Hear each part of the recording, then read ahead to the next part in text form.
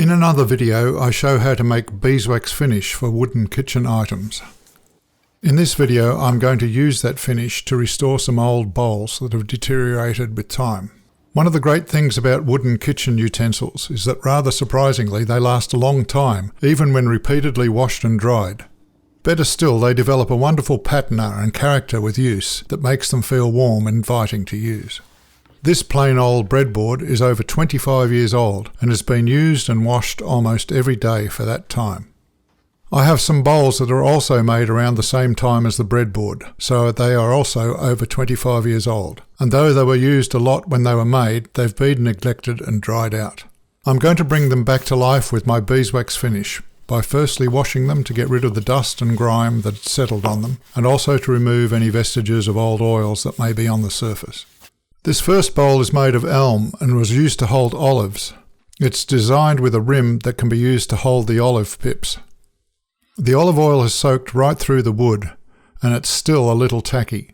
Also, for a period of time, the bowl had coins in it, and they've stained the timber a little bit.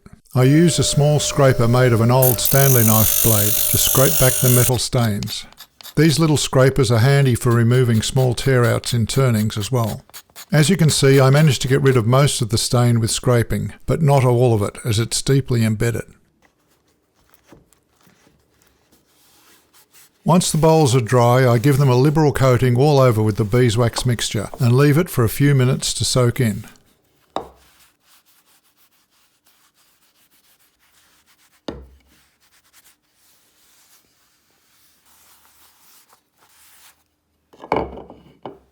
Then I buff off the mix with a clean rag, leaving the nice waxy matte finish that has a slight sheen.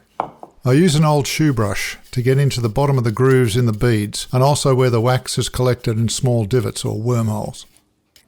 The other bowls are made from walnut and red gum respectively. Here's some shots of how they turned out.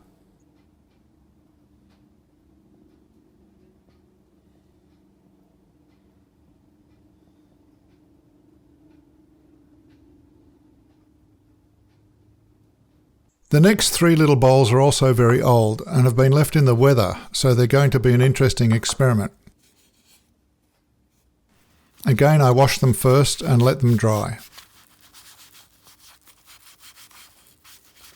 The bowl with the bead on the rim is made of peppercorn and the other two from Banksia.